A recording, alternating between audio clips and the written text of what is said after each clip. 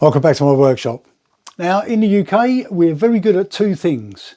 One of them is talking about the weather and the other one is moaning about the price of everything. Fuel, the cost of heating your house, etc. So hopefully in today's video I'm going to address two of those issues by talking about the recent cold weather we've had, but also a solution to heating my workshop. Okay, so recently in the UK we've had a really cold snap. Some parts of where I live in Essex did actually get down to about minus 21 degrees centigrade, which is cold. Okay, and it's been a problem. Now the problem is heating the workshop. Now because the workshop hasn't got any heating itself, I can't rely on the heating from the house, and the price of gas and the price of electric has just made things a bit unbearable. So what I've got is I've gone out and bought one of these, which is a diesel heater. Now this is one of the ones I bought from Amazon. Obviously you can see by the box, but it's actually from VEVOR, okay, which is a company which sells loads of different things, but in particular it sells these diesel heaters. So I'm going to quickly get it out of the box, show you what I bought, and then show you why I bought it. I'll show you how it works. So let's get it out of the box.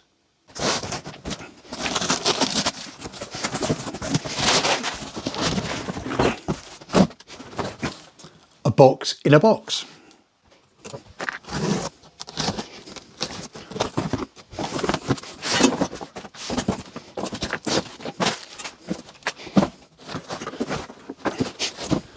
Okay, so as you can see, the box within the box tells you where it was made or who actually markets it. This is VEVOR. They've got a website, so you can go directly to them. I actually went through Amazon, and this unit cost me about £160. Okay, that's UK pounds, and that's at the beginning of 2023. Now these used to be about 80 or 90 quid, but now they've gone up because everything's gone up. So these are now more expensive. So there's VEVOR, that's the people that make these things. Okay, right, what do you get in the box? So in the box you get this, which is the main unit. It's not that big, it's not that heavy. Okay, I'll give it yeah, it's easy enough to carry about, so it's quite portable. You get a couple of hoses here. These bigger ones actually fit on the front here, which is for directing the heat. This one here is the air intake pipe. Okay, this is the exhaust pipe. Then we get some wire for the electrical connections, which I'll cover later on. You get a manual. You get an air intake filter to stop you sucking squirrels and things into your diesel heater. You get a baffle, some screws, and a selection of Jubilee clips. Okay, these are all used for holding these pipes on. Okay, so what you get is fairly comprehensive. The only thing you haven't got in here is obviously the diesel, which you need to put in here, and a power supply.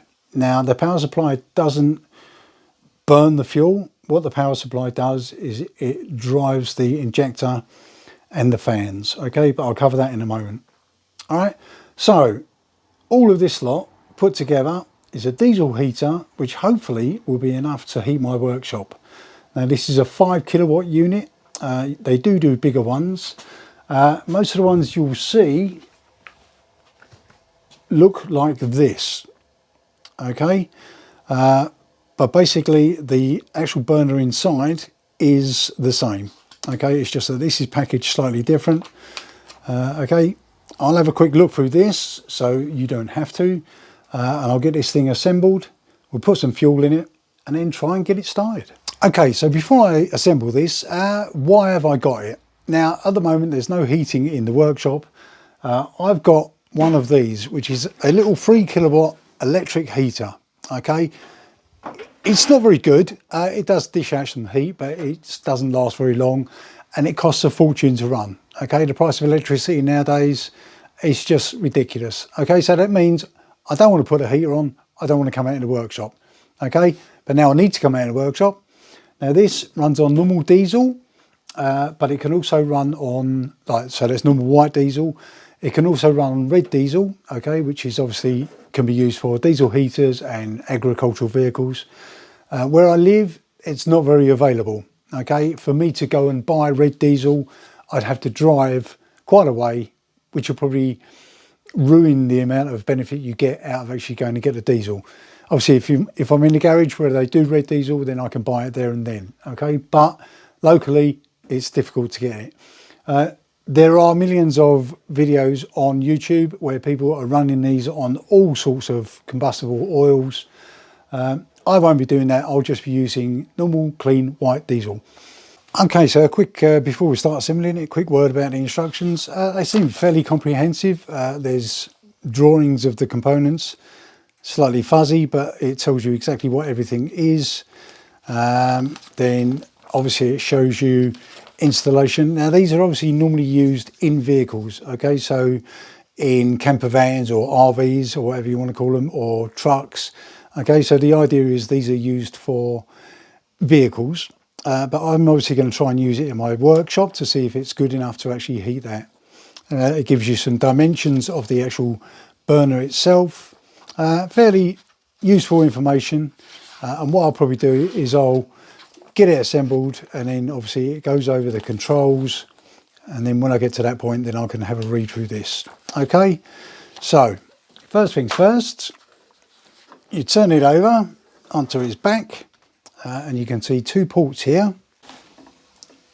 Okay, so on the bottom here you've got the two ports. Now this one here, which is closest to the fuel line, okay, this is the fuel line. The one that's closest to the fuel line is for the air intake, which is this black flexible hose. Okay, that goes on there, obviously with a Jubilee clip, okay, which is supplied. Now the other one is obviously the exhaust, that goes on there. But what I might do is, because the exhaust has to come out and then come straight out the side, I might bend this before I actually connect it, okay, that way I won't damage it. But the air intake can go on.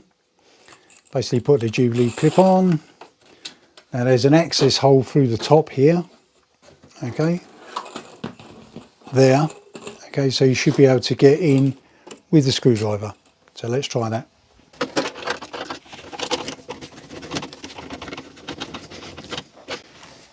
Yeah, that was easy enough. And then this air intake goes through this hole at the back. All right, so on the end of here goes the filter. Okay, so what we need is another Jubilee clip and then the filter. As I say, this is just to stop large items getting sucked into the combustion, and I'll decide where that's going to go in a little while. Okay, just tighten it up with a normal positive drive screwdriver. Okay, then that should mount on the back somewhere. The exhaust, as I say, I'm going to bend it first, this corner here, just to stop me breaking anything. Okay, for me, the easiest way to bend this pipe is going to be, I've got another piece of pipe here which just happens to fit over the top, but if you've got one that fits inside, that's just as good. Okay, it's just to hold it still while you actually bend it. Now don't bend it too vigorously, take it gently and it will form itself. Okay, until you've got a bit of a right angle. Okay, rather than putting it on the exhaust port and then bending it and actually trying to snap something off. Okay, to fit the exhaust pipe, what I'm going to use is some fire gum, which is basically exhaust assembly paste. Just a little bit of that in here. This is just to seal it. What I don't want is any fumes coming into the workshop. Okay, so a very small smear around there, making sure you don't cut your fingers. Okay, so you end up with a little smear in there. Then this goes on, and the same again as you did with the inlet, access, tighten it up through the top.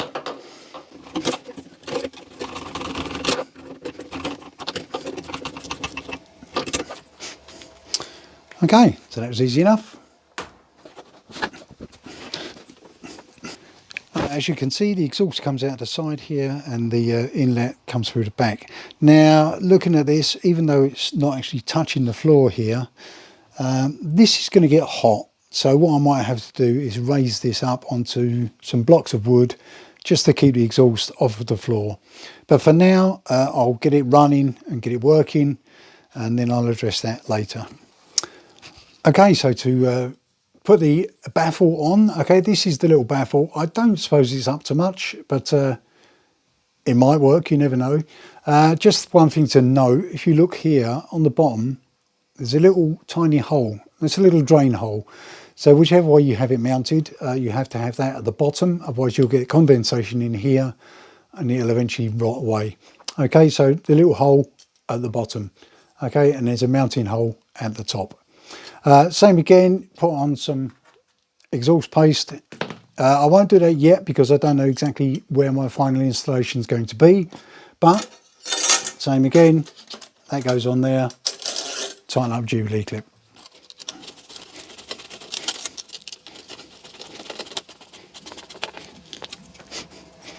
Okay, obviously when you do the final installation, this bit's got to be outside, so don't put it with this pointing up in the air because it'll fill up with water.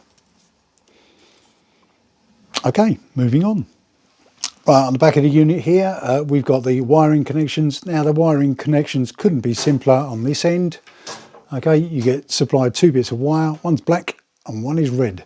Okay, on here you get two terminals, one is black and one is red. Okay, and you literally just unscrew these, pop on your wires, red to red, black to black. Couldn't be simpler. Don't forget a washer, and then tighten those back up. Okay, this one. Okay, that's your wiring done. Now this obviously has to go off to your power supply, which I will cover in a minute. Okay, with the air intake, be a bit careful. I mean, obviously it supplies you with these little brackets here, which obviously pop around the hose and then they mount somewhere. There are some holes in the back panel here, but be careful if you take one of these long screws and just randomly shove it in. You don't know what you're screwing into, okay? So what I'm going to do is I'm going to quickly take the top off so we can have a look inside. There's a couple of things I want to check before I actually burn it, just to make sure everything's in order. Okay, so let's start taking this apart.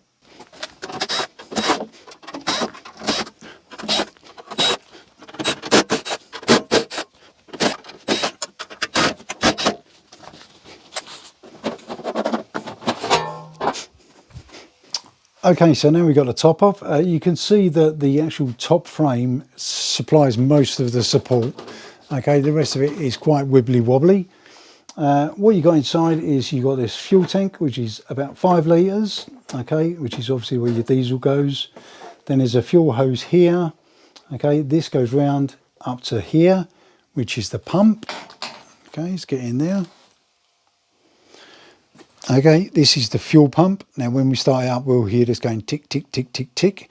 Now this has got to be with the connector at the top, okay, and it mustn't be vertical, it's got to be at an angle, which it already is.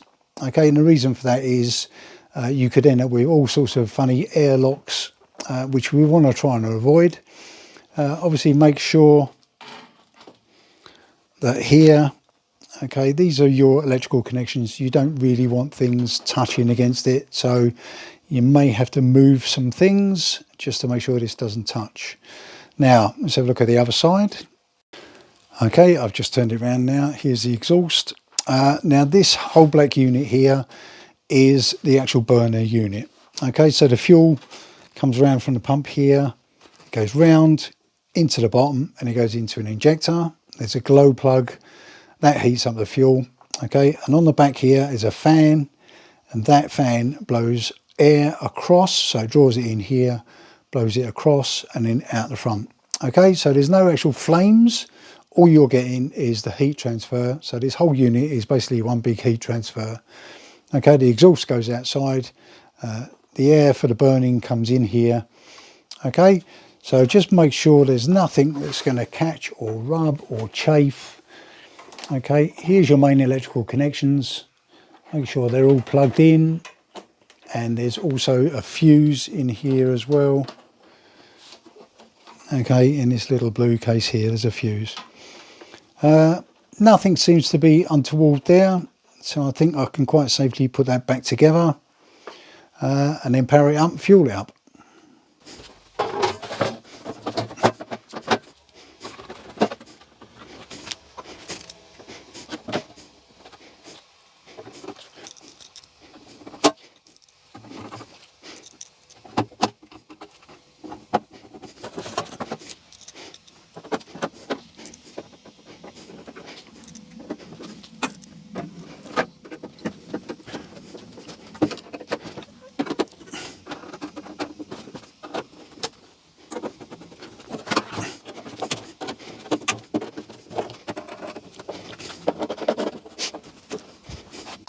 Okay, so looking at the front of the actual burner itself, here you've got your outlets, here you've got your control panel, and you also get a funky little remote control.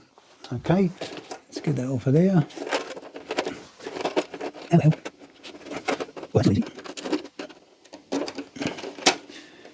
Right, well, they put that on the wire to the controller and you can't get it off.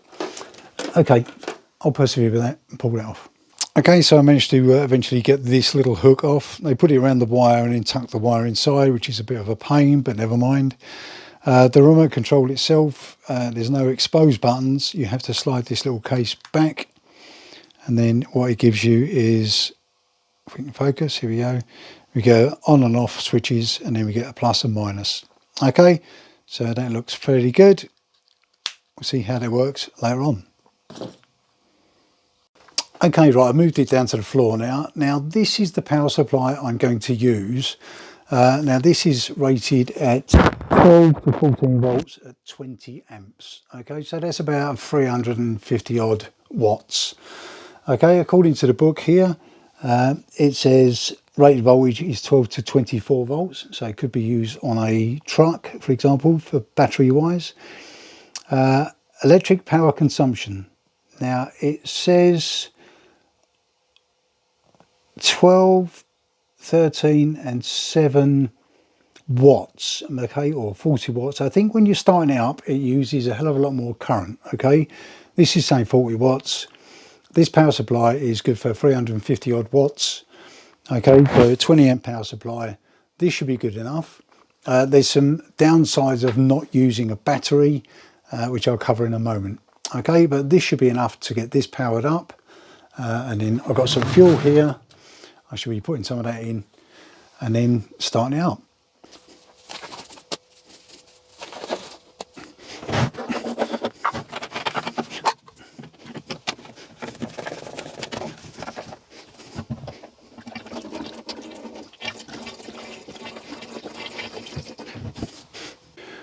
Okay, so this is now fueled. My power supply is ready to go.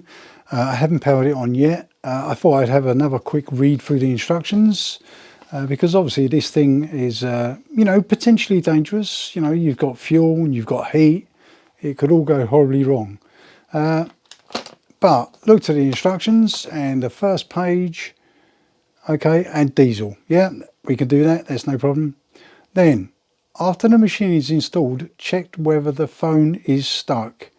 If it is stuck, it cannot be started. Phone? Phone? This is not a phone. Okay, and also the red power cord must send out battery. What's it going to do? Send it out the door? Right, these instructions need some work because they're actually quite rubbish. Yeah, I know it's not a European or American device, but the instructions, you know, you need a quick start guide and something a bit clearer. This obviously covers the 2 kilowatt, 5 kilowatt and 8 kilowatt heaters, but it doesn't actually cover the panel that's on this heater or this phone, whatever you want to call it. Okay, let's have a quick, before I start this up, let's have a quick discussion on how it actually works. Okay, originally I was going to get myself a space heater, which is one of these.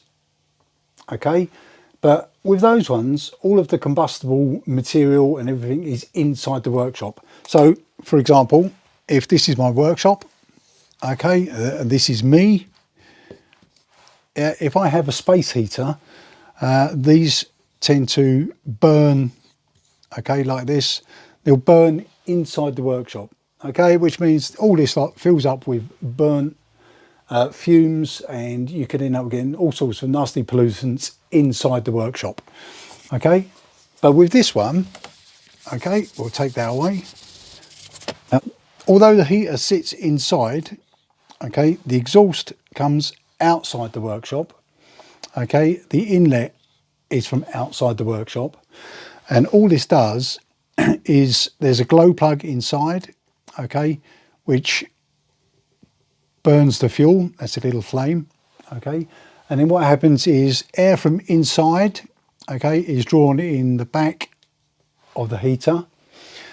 This obviously, this whole area inside gets hot, but the exhaust gases go outside, okay. So air comes in here, goes through here, and the exhaust comes out here, okay. So none of that is inside the workshop, okay. So what you have here is just a heat exchanger. So the cool air comes in here, it gets drawn across the burner, and then warm air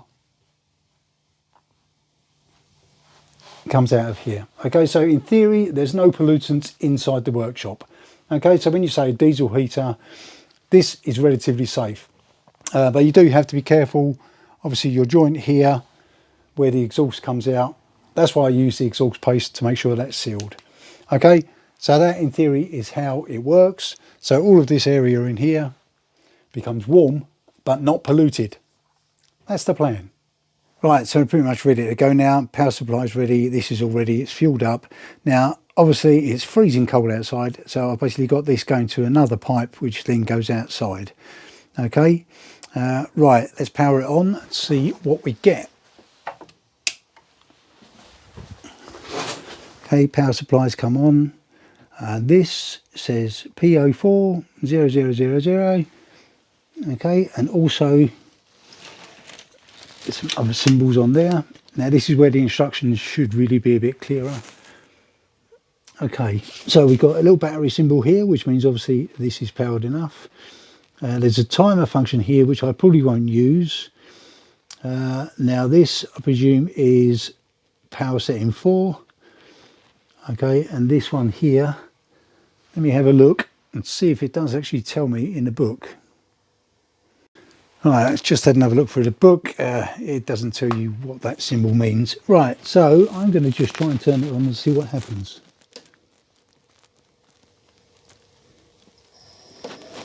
Right, I pushed and held it for a couple of seconds. The fan started. Okay, so we've got a fan symbol here. The fan's still going. Now I think it takes a couple of seconds, well, a minute or so for it to actually start up. And then we should hear the tick, tick, tick of the fuel pump.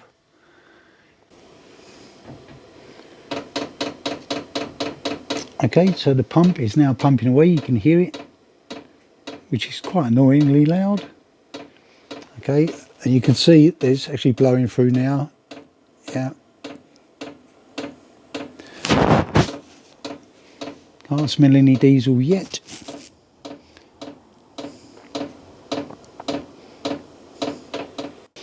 Okay, while this is still tapping away, yeah, it's still only got 13 degrees in now. Okay, so you're not burning yet.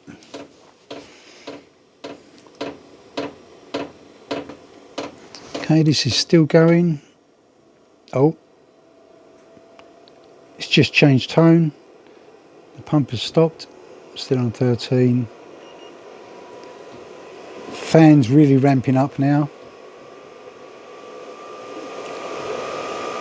It's blowing cold air into the workshop, which is not a good thing. Still on 13 degrees.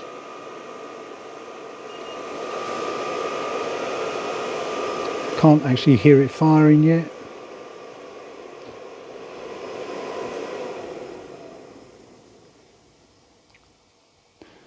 Fan stopped. What are you doing? Right, well it's just stopped here. It's gone SLP, which I'm assuming means sleep. Why is that? Alright, let me check the book and see if it tells me anything. Okay, it still says SLP and it started ticking again. I wonder if that means prime, because there's nothing in this thing.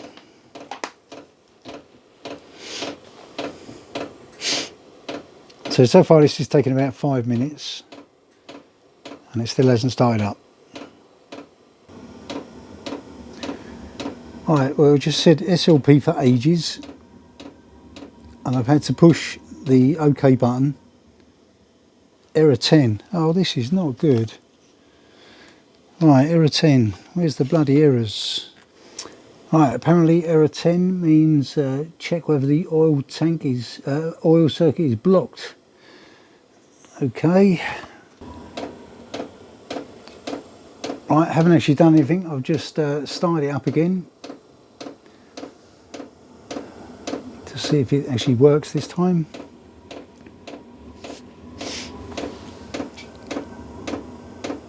Sounds like it's trying to start.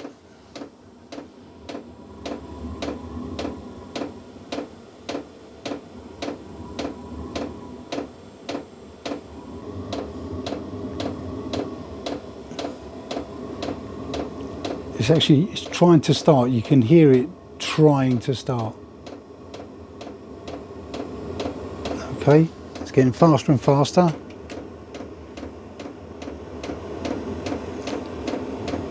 Oh, and 17 degrees now. 20 degrees. So there's obviously some heat coming out of it now. It's quite noisy.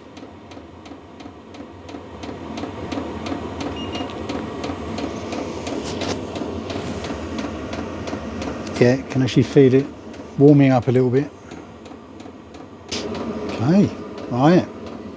Let's leave that for a second, see if it warms up.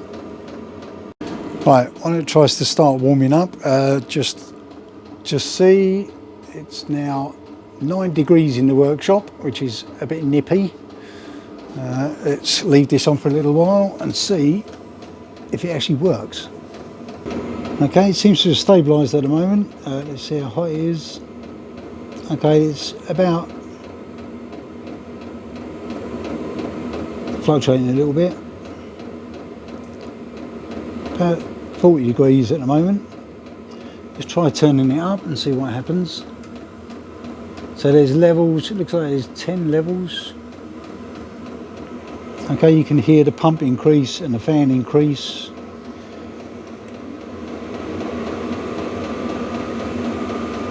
Okay, and temperature starts ramping up.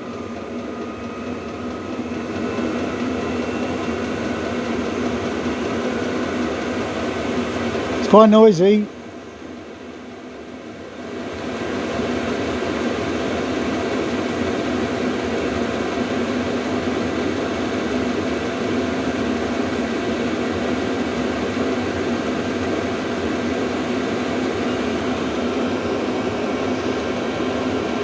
Okay, so this is still on level 10 at the moment. It's pumping heat out quite nicely.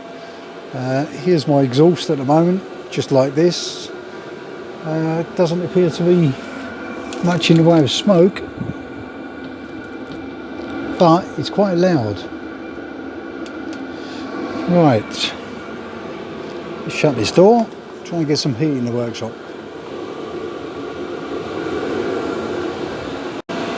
Right, so this has been running for a few minutes now. It's very noisy. I'm going to have to put this in the enclosure. But just to give us an idea,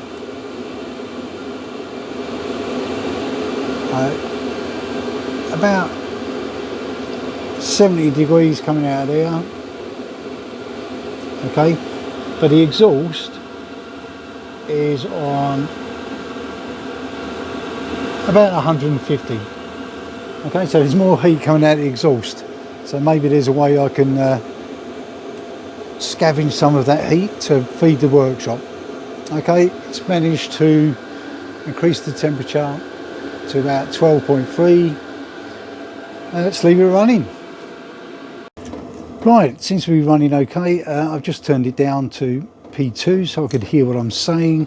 At the moment, obviously, up here, you can see my door is still open, so I'm probably drawing in as much cold air as this is pumping out hot air. But what I want to do now is shut this down and try and pair this, because at the moment, this is not working, okay? The instructions obviously are quite useless, so I've got to figure out how to pair this. But when I turn it off, I think it should go through some shutdown period. Okay, so let's try and turn it off. Push and hold that button for a couple of seconds. It says off. Okay, I can still hear the fans running. Okay, and the reason for that shutdown period, if you just cut the power, what happens is this remains hot but there's no airflow, and what you can do is actually burn the circuitry inside. Okay, so you've always got to have a shutdown period. That's why you should really use a battery instead of the power supply. Okay, right, let's let that shut down and then I'll try and pair this thing. Okay, so the shutdown sequence completed. The fans basically got slower and slower and eventually stopped. Now what I've done is I've pushed and held the down arrow while it was in the shutdown state, and then pushed one of the buttons on here. Now I think it's paired, so let's give it another go. Now this is all shut down.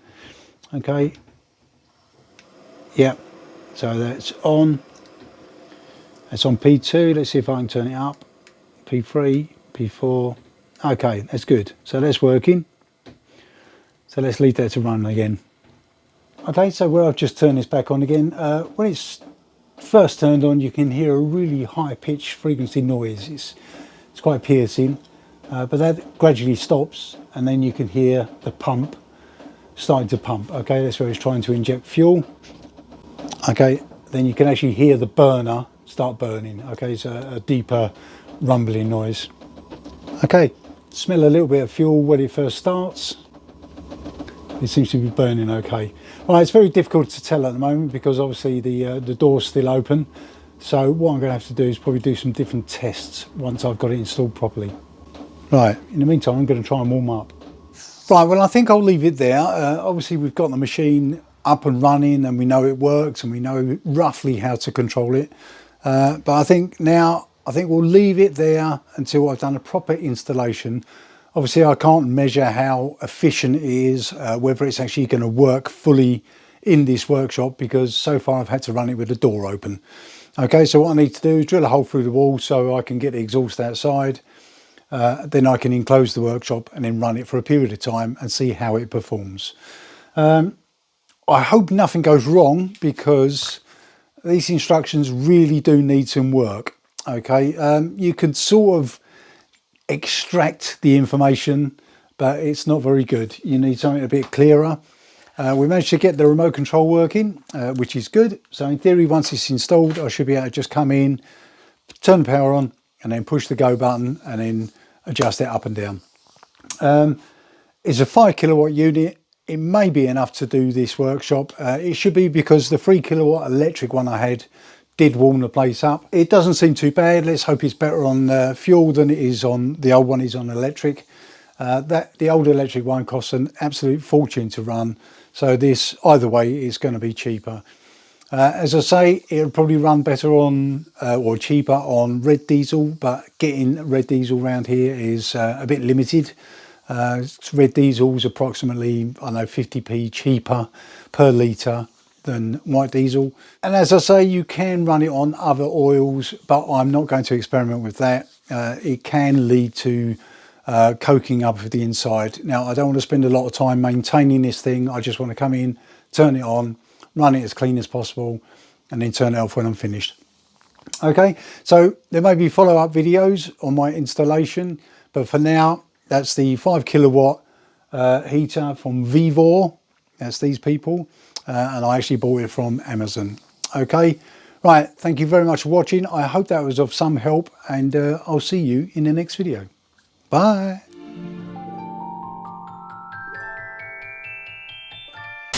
This is the exhaust pipe. These are the electrical connections, which I'll go through a little while. Shall I do that bit again? Because that sounds a bit rubbish. Actually trying to snap something off. Okay.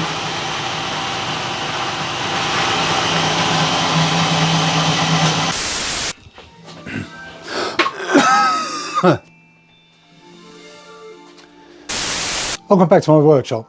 Now today, stop.